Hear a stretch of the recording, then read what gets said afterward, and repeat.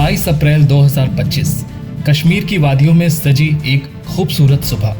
पहलगाम की हरी भरी घाटियां, बैसरन की ओर बढ़ते टूरिस्ट, घोड़ों की चाल और हल्की सी ठंडी हवा, सब कुछ सामान्य लग रहा था।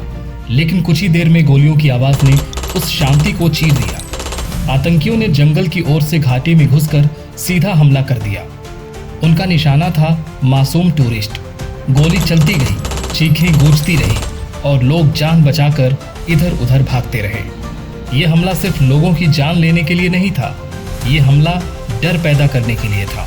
मजहब के नाम पर नफरत का खेल खेलने के लिए था। पहलगाम में आए आतंकियों ने सबसे पहले लोगों का नाम पूछा और हाथों में कलावा देखा और फिर गोलियों से भून दिया।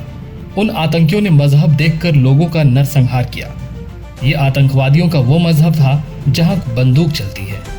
लेकिन उसी घाटी में, उसी गोलियों के साए में एक और शख्स खड़ा था जिसका नाम था आदिल हैदर। आदिल कश्मीरी था, मुसलमान था, लेकिन उसका मजहब उनसे बिल्कुल अलग था। वो नफरत की नहीं, इंसानियत की राह का मुसाफिर था। आदिल पेशे से एक गाइड था और उस दिन भी एक महिला टूरिस्ट और उनके पिता को बैसरन ले जा रहा था। जब गोलियां चली तब लोग भागे। महिला के पिता को भी गोली लगी और वो वहीं गिर पड़े।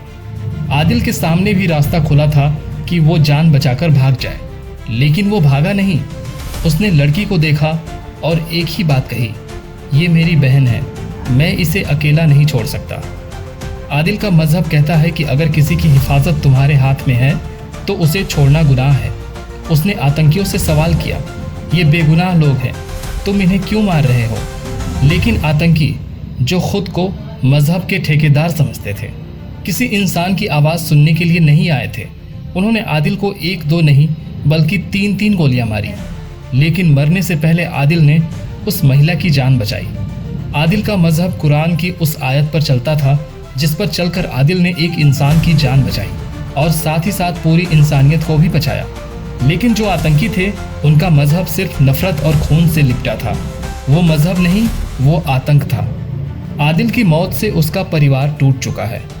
बूढ़े माँ बाप, रोती हुई बहनें, लेकिन उनके चेहरे पर मातम से कहीं ज्यादा फख्र है। क्योंकि ये हमारी कश्मीरियत पर, हमारे इलाके पर, इस पहलगाम के साथ मुंह पर ये एक वो धब्बा है, दाग लग गया, जो ये दाग मिटाना बहुत हमारे लिए मुश्किल है। इसने भी ये वाक़ा किया। जो भी लोग इसमें शामिल हैं, हम इसकी भरपूर मजम्मत करते हैं और लानत करते हैं ऐसे लोगों पर। आदिल आतंकियों की गोली से नहीं मरा, वो एक झूठे मजहब के खिलाफ खड़े होकर शहीद हुआ। और यही फर्क है जब एक मजहब बंदूक से इंसान को मिटाता है, दूसरा अपनी जान देकर इंसानियत को बचाता है।